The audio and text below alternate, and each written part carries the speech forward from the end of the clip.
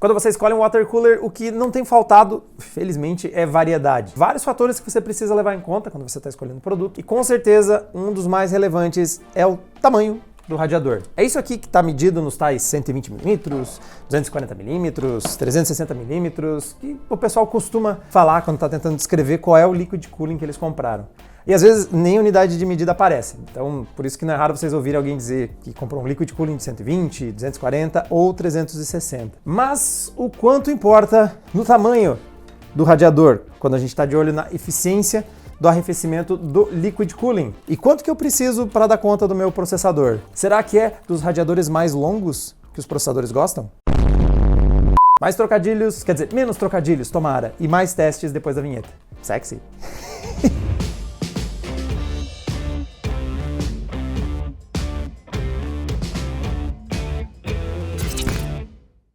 As unidades de medida dos liquid cooling estão medindo o comprimento do radiador, que é essa peça metálica aqui, por onde passa o líquido e ele se divide, né, nesses vários caminhozinhos aqui, e isso ajuda a acelerar o arrefecimento do calor. Então você tem aqui as fãs fazendo a passagem do ar e ele vai com isso trocando calor com o líquido que está aqui dividido dentro dessa área toda aqui, e é assim que um liquid cooling faz a troca de calor. Depois de aquecer, né, passando pelo seu processador, depois vai aqui e é aqui que ele vai tentar trocar calor e reduzir a temperatura. As medidas que eu tô falando não são aleatórias, é porque 12 centímetros é a medida mais comum dessa peça aqui, ó.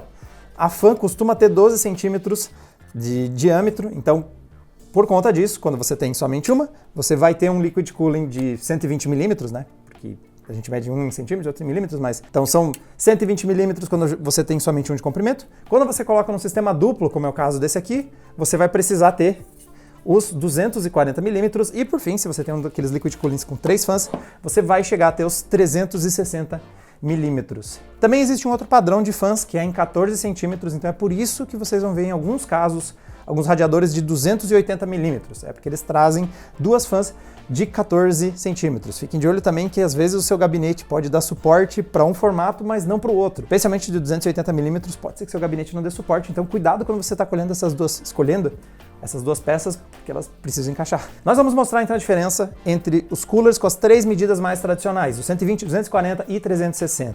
E para isso nós vamos precisar normalizar o nosso teste. Nós vamos usar 3 liquid coolings da Corsair, os modelos H55, o H100 e o H150. Os três têm várias das características em comum. Nós estamos trabalhando essencialmente com a mesma geração do produto da Corsair. Isso quer dizer que a gente vai ver muita coisa em comum. As fãs vão ser basicamente as mesmas, a bomba, o bloco, boa parte do que está equipando eles vai ser essencialmente os mesmos componentes. A única coisa que vai mudar é o tamanho dessa peça aqui, o radiador.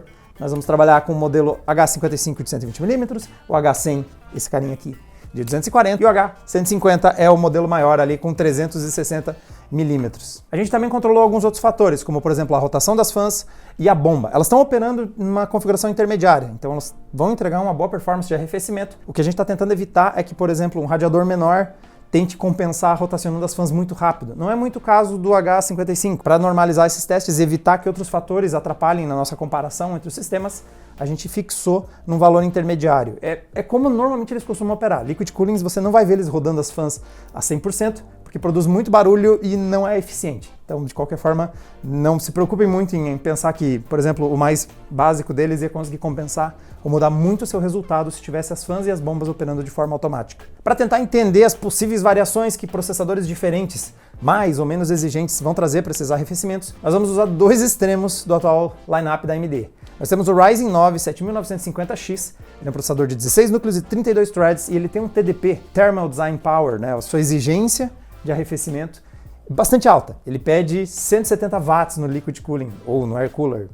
Você precisa de muito cooler. Resumindo, 170 watts é uma configuração alta. Já o outro processador do teste é o Ryzen 5 7600. Ele é um processador mais modesto, é um hexa-core com um TDP de 65 watts, ou seja, essa é a configuração mais comum da maior parte dos PCs que a galera monta em casa, que você vai encontrar a maior parte dos Core i5, dos Ryzen 5, até mesmo alguns modelos do Ryzen 7, Core i7 também vão estar dentro dessa especificação dos 65 watts. No resto das especificações, nós usamos então uma mainboard Asus TUF X 670E Plus, foram 32 GB de memória, 5.200 MHz, memória DDR5 da Kingston Predator, e a placa de vídeo foi uma RTX 4080 Founders Edition, com uma fonte de 850 watts e uma bancada aberta. Antes de eu começar a falar dos testes, testar liquid cooling ele envolve um cuidado extra, ele demora para esquentar. Então o líquido demanda mais energia para cada grau de temperatura que ele aumenta, então a gente tem que aplicar mais calor para cada grau que vai aquecer o líquido que está passando aqui por dentro desse sistema e depois vai aquecer o radiador e aí você vai chegar ao equilíbrio, um momento em que a temperatura subiu, as frequências desceram e a gente estabiliza o teste. Então é diferente de você testar um cooler a ar tradicional. Tem as estruturas em metal e essas estruturas em metal esquentam basicamente instantaneamente. Então se você rodar uma vez o teste, provavelmente você já vai atingir o ponto de equilíbrio.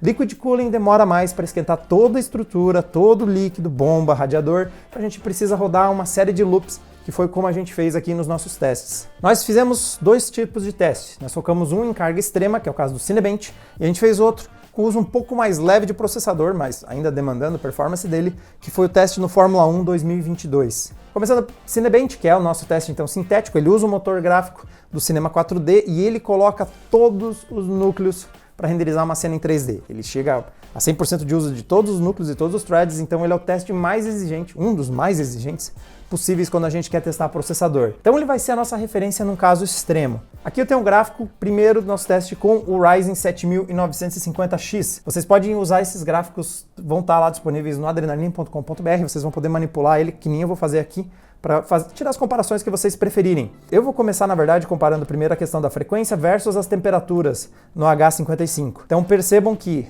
o nosso liquid cooling de 120 mm, ele rapidamente bateu 95 graus, que é a temperatura máxima de operação do 7950. Então veja que ele chegou a operar numa frequência alta de 5.5 GHz, bateu essa temperatura e precisou mudar a carga.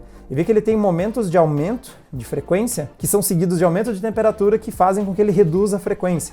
Então essa é uma relação bastante importante do nosso teste. Processadores AMD Ryzen vão, e também acontece com os Intel Core, eles vão tentar o máximo de frequência até bater em algum limite. E muitas vezes esse limite vai ser a temperatura. Se ele esquentou demais, ele precisa desacelerar. Aqui é visível que ele esquentou tudo que dava, chegou aos 95 graus e precisou tirar o pé do acelerador e aí caiu para os 4.3. Então ele ainda está dando um boost, essa aqui não é a frequência base dele, mas ele precisou ser mais modesto. Se a gente compara agora com um modelo intermediário, então eu vou aqui pegar o H100, suas temperaturas e suas frequências. Ele ainda está batendo os 95 graus, então o nosso liquid cooling de 240 mm também bateu, só que ele vai manter frequências levemente mais altas. Então eu vou pôr aqui a frequência de novo do H150, veja como a linha cinza, que é a frequência do nosso liquid cooling de 120 mm, está levemente abaixo do nosso de 240. Então, ambos bateram a temperatura máxima do Ryzen. Porém, o H100, ele tem um radiador maior, ele conseguiu manter as frequências mais altas, ele vai entregar mais performance. Então aqui nós estamos vendo uma diferença aí de uns 400 MHz, é uns 10% a mais de frequência, graças a um liquid cooling um pouquinho mais potente. E agora quando a gente coloca as temperaturas dos três, nós vemos claramente a diferença do liquid cooling de 360. O H150, ele não bate o limite térmico do Ryzen 9, ele opera na faixa de uns 70 graus, fica estável, pode ver que ele oscila entre 71, 72, 71, 72, diferente dos outros dois modelos que bateram os 95 graus. E quando a gente vai ver o quanto isso impacta na questão das frequências, então pondo a frequência aqui da galera toda, veja como a linha rosa, que é do nosso liquid cooling de 320 mm, ele operou muito próximo dos 5.5 GHz o tempo todo, diferente dos outros modelos que desceram para 4.8 no de 240 e para 4.3 no de 120. Ele tem mais margem. Com mais margem, ele vai lá e acelera mais as frequências e o resultado é que você tem um processador atingindo frequências mais altas e performance mais alta.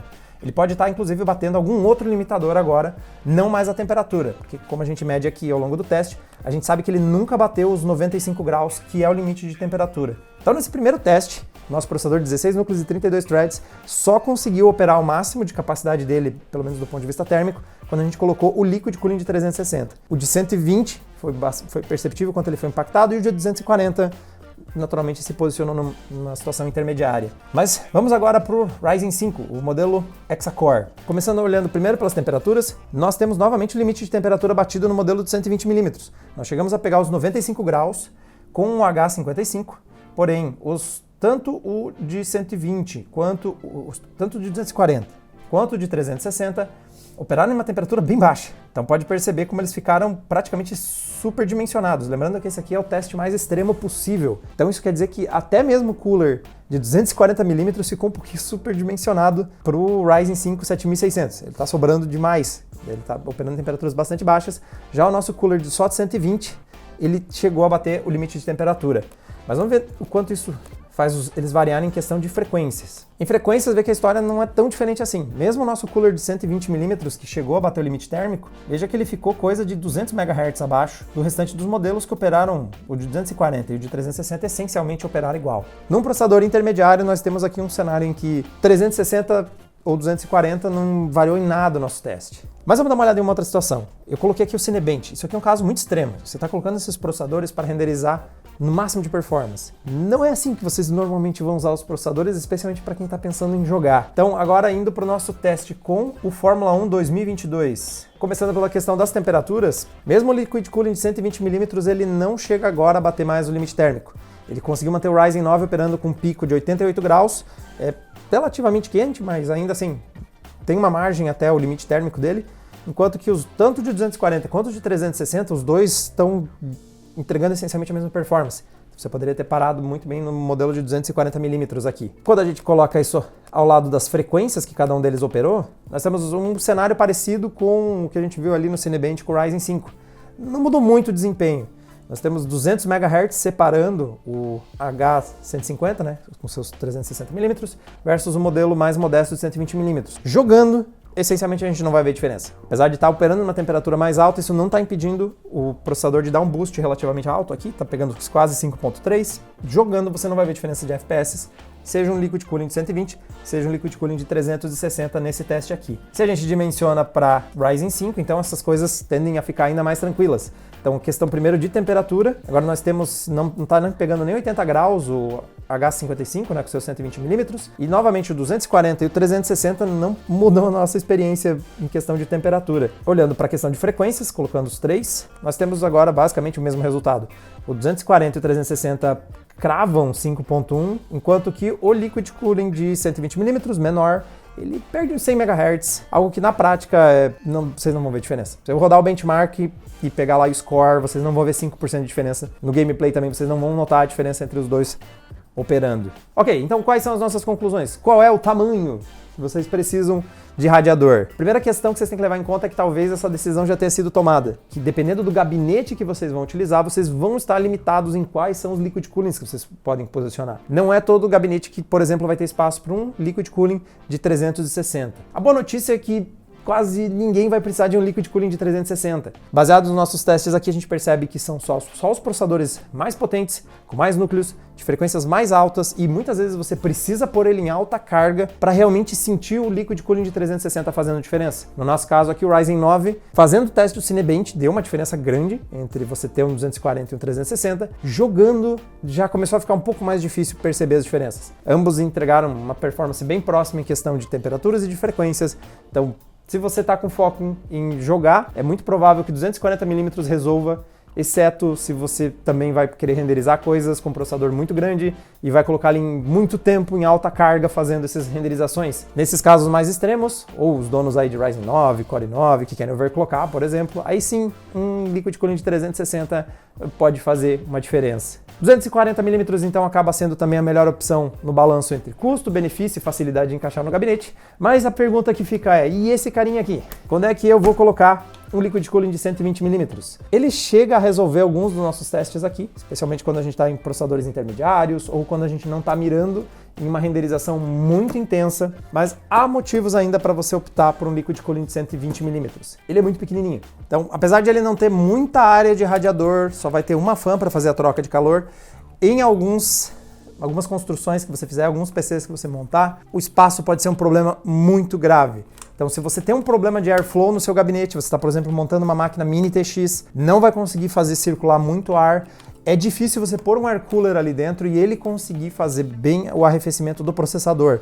Esse tipo de solução aqui faz com que você consiga colocar esse radiador bem próximo ali de uma saída de ar, de uma entrada de ar, e fazer com que o Liquid Cooling faça aí essa troca de calor de forma mais eficiente em um espaço muito pequeno. Não vai ser o cenário ideal, mas você já está montando um PC em um cenário não ideal de circulação de ar, você está montando um PC compacto. E aí, nesses cenários, realmente, o Liquid Cooling de 120mm acaba sendo a única opção que você tem disponível e a mais viável em termos de espaço e de eficiência em um cenário tão apertado. Em outros cenários, eu realmente recomendo até porque o custo não costuma ser muito diferente você investir no de 240. O custo não é muito alto, vários modelos 120 versus 240, se você fizer o custo-benefício, o peso ali da variação de preço ela não é tão grande assim, e um liquid cooling pode durar vários anos, então se no futuro você fizer um upgrade, possível que, se você investir um pouquinho a mais, vai poder também usar num processador no futuro, especialmente, espero, você tenha dado um upgrade para um processador mais potente, vai fazer bom uso dessa performance de arrefecimento extra. Bom, galera, essas são as nossas impressões, então, comparando 3 sistemas de liquid cooling, 120, 240 e 360.